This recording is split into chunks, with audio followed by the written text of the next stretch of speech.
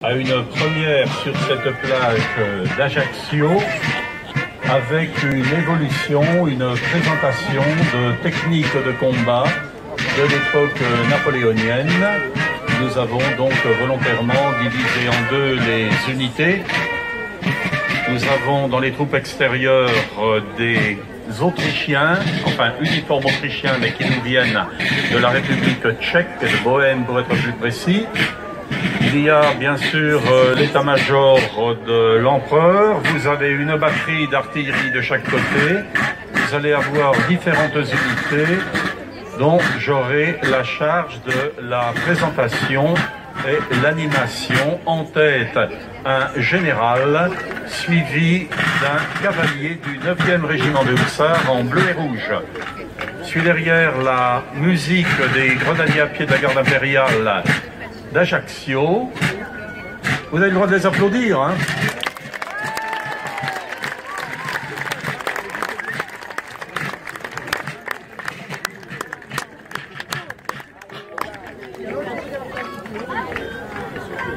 Donc toutes les troupes vont prendre place en se faisant face.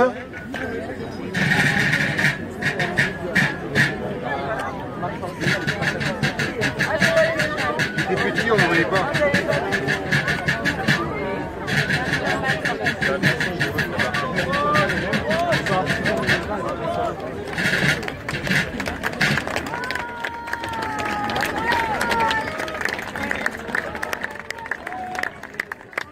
La musique de la garde impériale était celle que l'on appelait la tête de colonne des grenadiers à pied de la garde impériale, qui était l'élite de l'infanterie napoléonienne.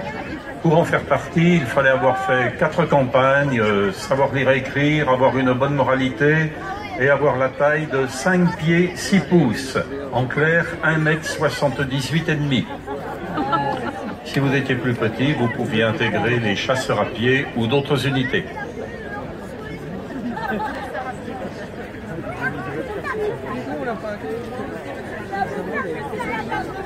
Vous allez voir arriver maintenant un groupe de 3 officiers d'état-major. En bleu ciel, un officier d'ordonnance de l'empereur qui représente ici Gourgaud.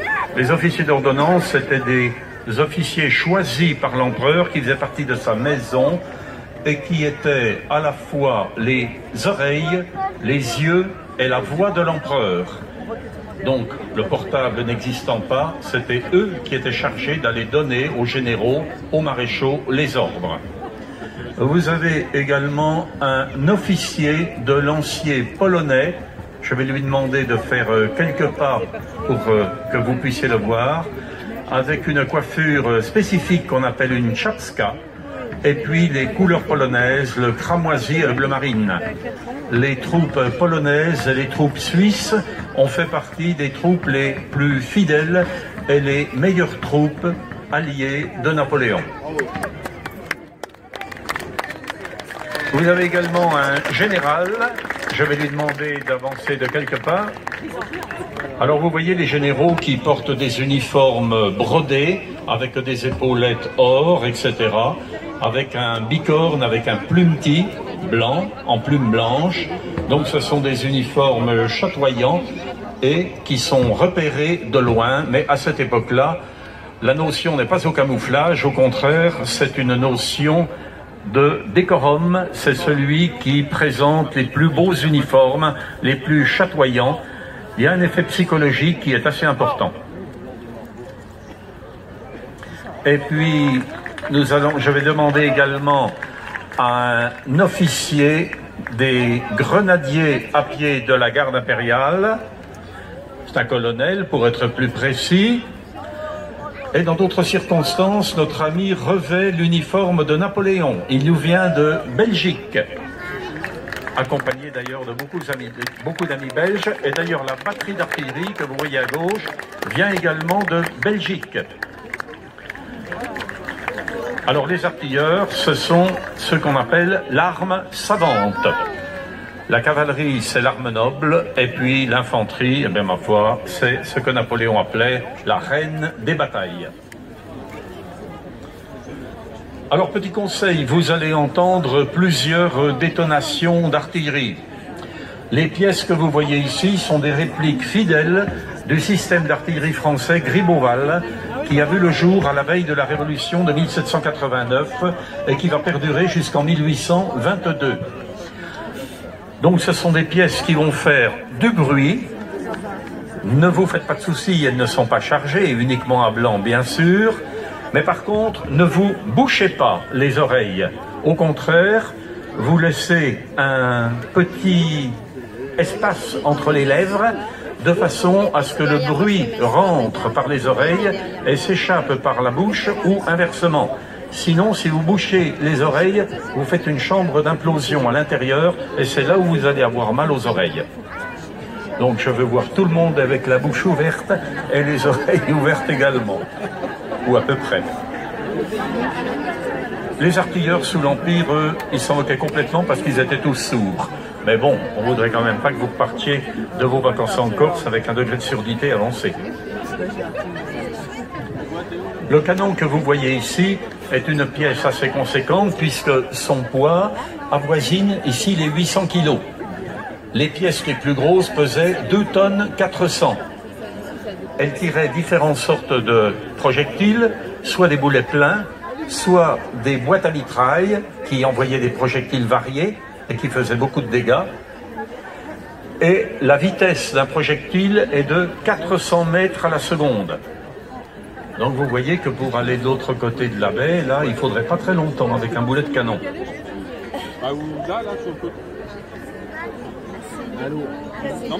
Et là, vous n'allez entendre que 2 pièces d'artillerie. Vous vous transportez en 1813, le 18 octobre, à la bataille de Leipzig, et vous mettez 500 canons sur le champ de bataille. Donc 500 canons sur le champ de bataille, ça devient quelque chose d'effrayant. Et surtout, en plus, vous allez voir que les canons, avec la poudre noire, font de la fumée blanche. Donc si vous multipliez par 500, eh bien, vous ne voyez strictement plus rien du tout. D'où l'importance de la communication sur le champ de bataille. Et la communication se fait à partir de 2 moyens. Dans l'infanterie, avec des tambours. Les tambours sont toujours placés derrière les fantassins. Si vous mettez les tambours devant, ils vont être tués les premiers et il n'y aura plus de moyens de communication. Dans la cavalerie, ce sont les trompettes qui se mettent derrière les escadrons de cavalerie, mais jamais devant. C'est pareil. Dans un régiment de 1000 hommes, vous avez 16 trompettes. Si vous mettez les 16 trompettes devant et qu'ils sont tués, vous n'avez plus d'ordre dans le régiment.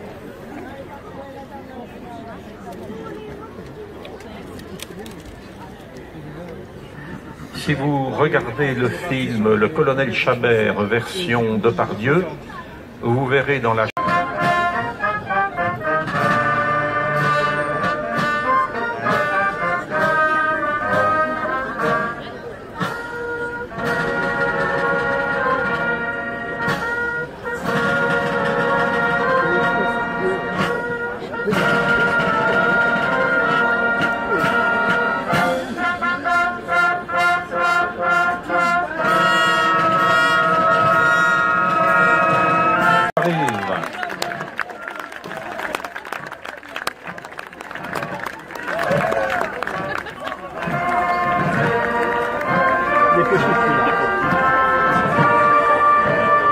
C'est un peu court.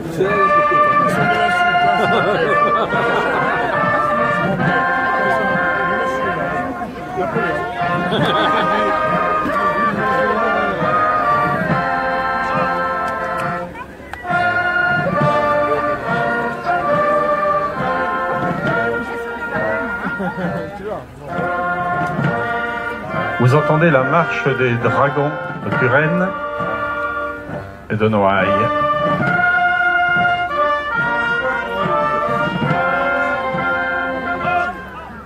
Vous notez la disposition sur le drapeau des couleurs qui ne sont pas comme aujourd'hui, ça sont les couleurs 1804-1812. À partir de 1812, il y aura des bandes verticales comme aujourd'hui.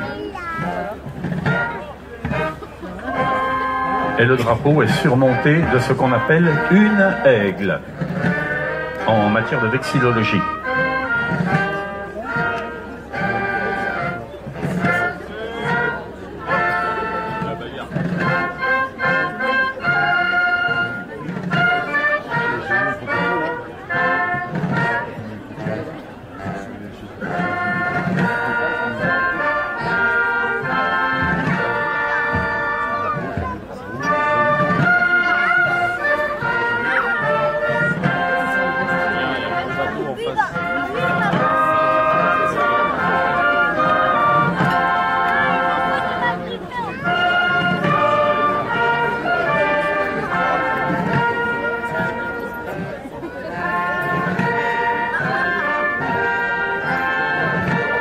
XXe siècle.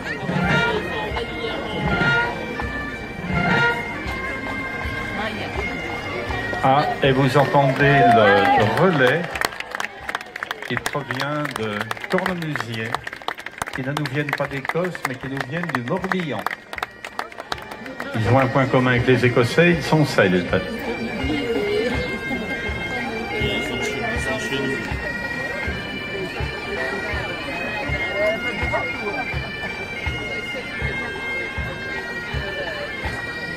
Oui, je vous disais que Napoléon un jour était avec le maréchal Mortier dans la bibliothèque de Rueil-Malmaison, et Napoléon avait du mal à attraper un livre. Et Mortier, qui était à côté de lui, qui faisait près de 2 mètres, lui a dit « Sire, je vais attraper le livre ». Messieurs les ingénieurs géographes, oui, il faudrait peut-être que vous ne vous mettiez pas devant le tube du canon, parce que vous allez avoir des uniformes un petit peu abîmés.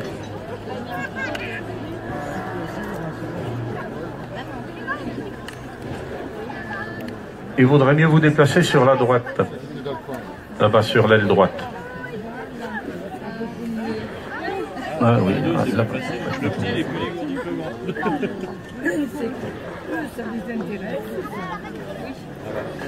Alors, l'artillerie va ouvrir le bal. Le bal, c'était le nom que l'on donnait à la bataille. Alors, de façon traditionnelle et presque réglementaire, l'artillerie tirait 3 coups de canon au début de la bataille et vous allez avoir donc droit à 3 coups de canon de chaque côté.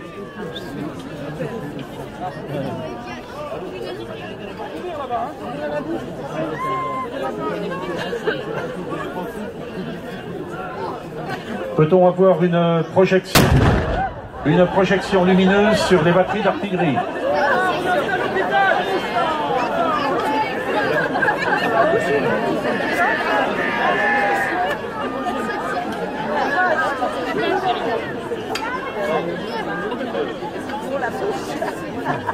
Un faisceau lumineux sur les artilleurs de gauche serait sympathique.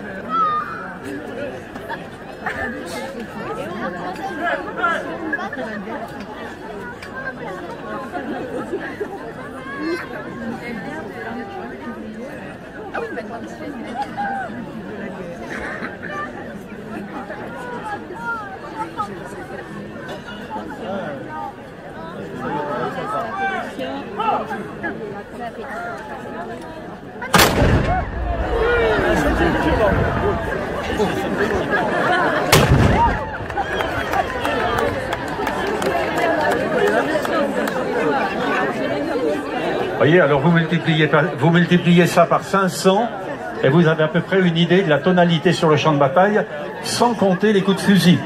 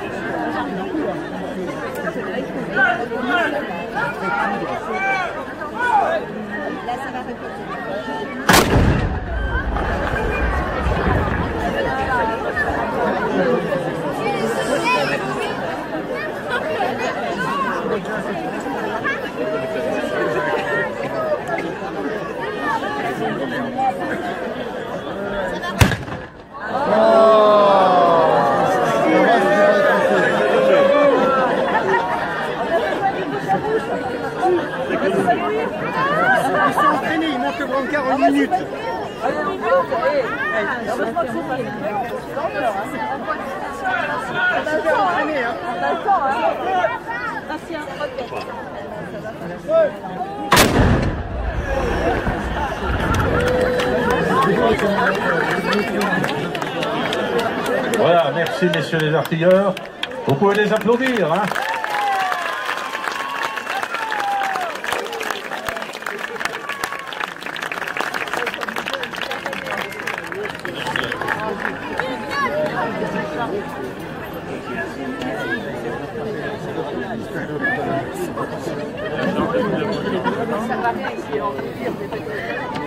Ah mais tous les malades ils ont chanté. Oui.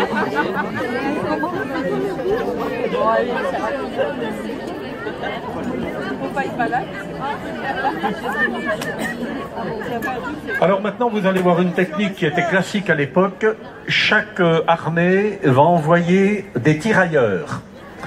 Les tirailleurs, ce sont des gens qui sont agiles, qui tirent bien au fusil. Coup de fusil.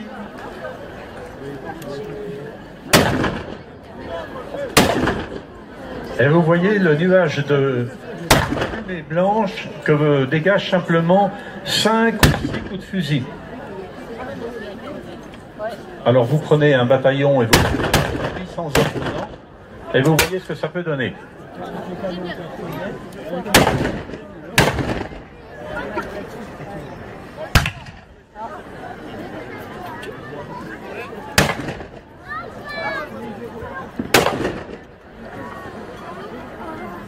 Alors il est possible qu'il y ait quelques tirailleurs de blessés. Donc dans ce cas-là, il va y avoir une intervention sur le terrain salve. Alors naturellement, il faut après recharger le fusil, ça prend quand même du temps, ça prend au moins une trentaine de secondes. C'est ce qu'on appelle, en fait il y a la charge en 12 temps, 18 mouvements, qui est la charge réglementaire. Vous avez ensuite la charge précipitée, et puis vous avez également la charge libre, où chacun, selon sa vitesse et sa dextérité, eh bien, va pouvoir faire feu.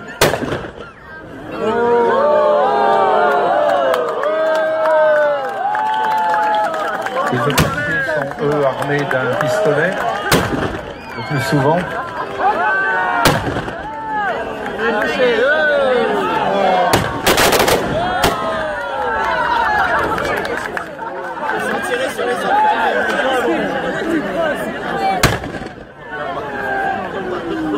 Je vous l'ai dit, portée efficace du fusil, environ 150 mètres. Il n'y a pas de hausse sur le fusil, c'est-à-dire que si vous voulez tirer au-delà de 150 mètres, vous mettez le pouce gauche sur le canon et vous tirez par-dessus le pouce. Allez, je suis piqué.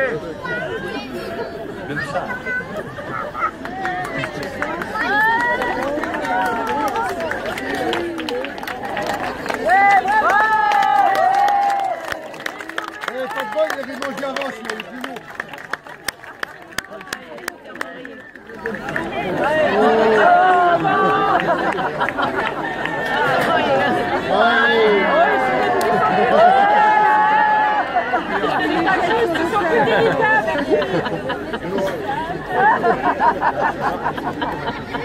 Le jeune Michel. Il est mal mis là, il va pas tenir une heure. Les amis, si ça repart.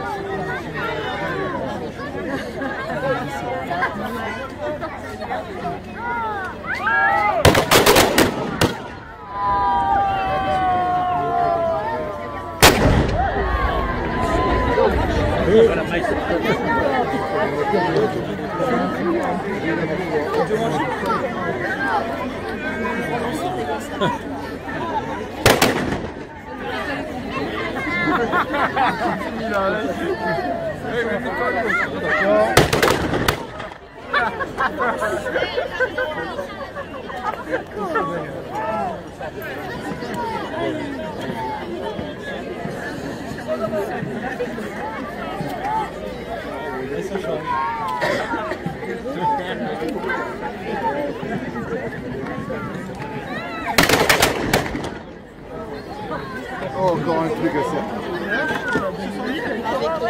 Oui, c'est ta femme. Vous sentez mieux? Ah oui, oui. Là, c'est beau, hein? Ah ben voilà, vous avez coupé une jambe à qui, là? C'est volontaire. Il a qu'à le ramarin, c'est possible. Ça se passe, c'est caché sous la jupe. Pourquoi c'est caché?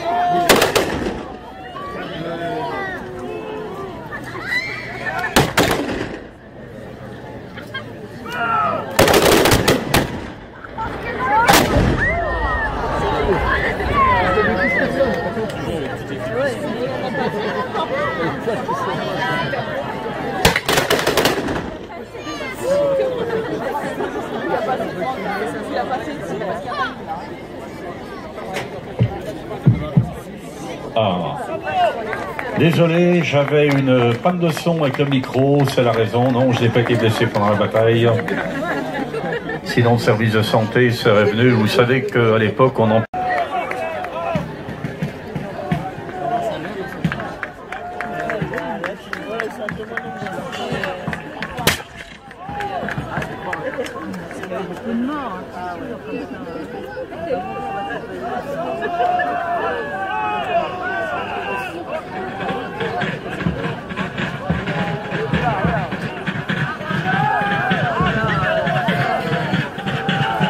Et vous entendez bien sûr les canons qui rythment, et alors après c'est le corps à corps entre les différentes...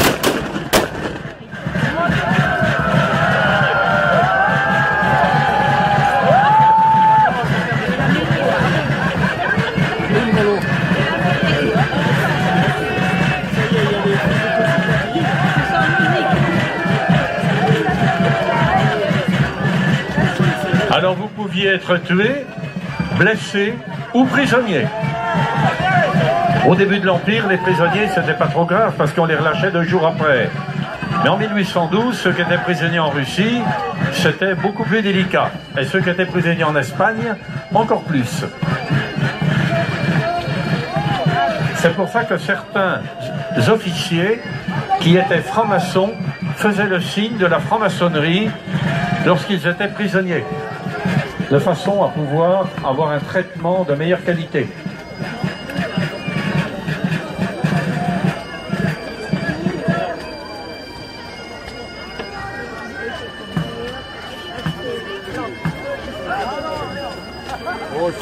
Alors, est-ce qu'un officier pourrait présenter le signe de la franc-maçonnerie?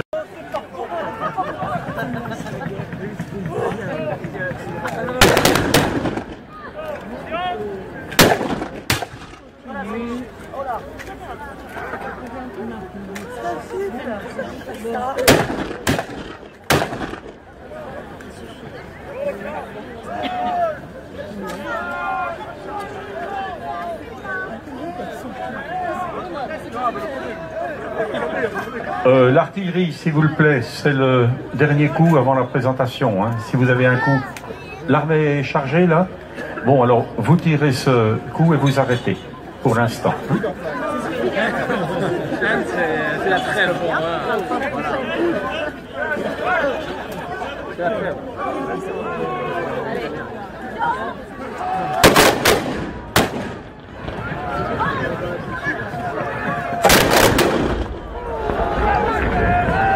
Bien, alors l'artillerie vous arrêtez, l'infanterie vous arrêtez de tirer également.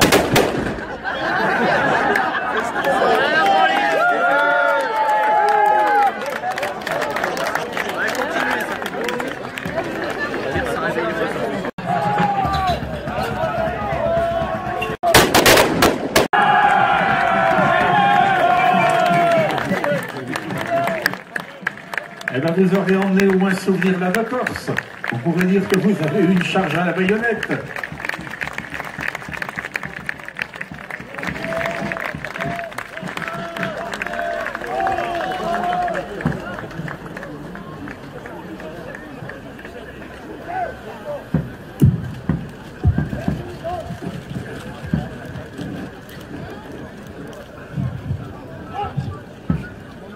Donc toutes les troupes maintenant vont s'apprêter à quitter le terrain.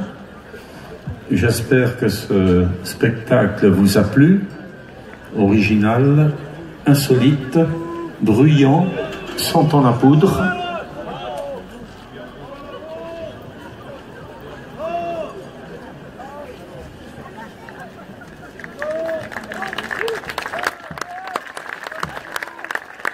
Je crois qu'il mérite tous vos applaudissements.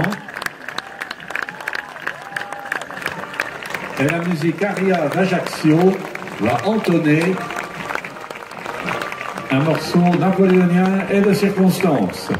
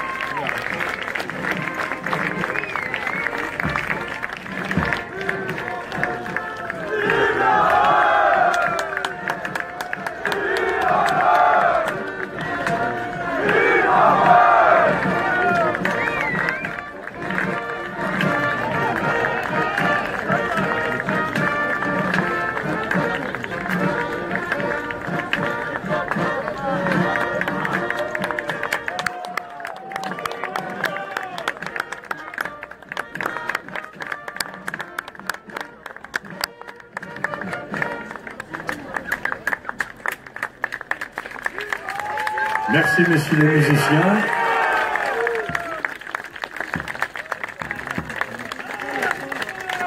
Vous pouvez peut-être nous rejouer la marche du consul à Marengo.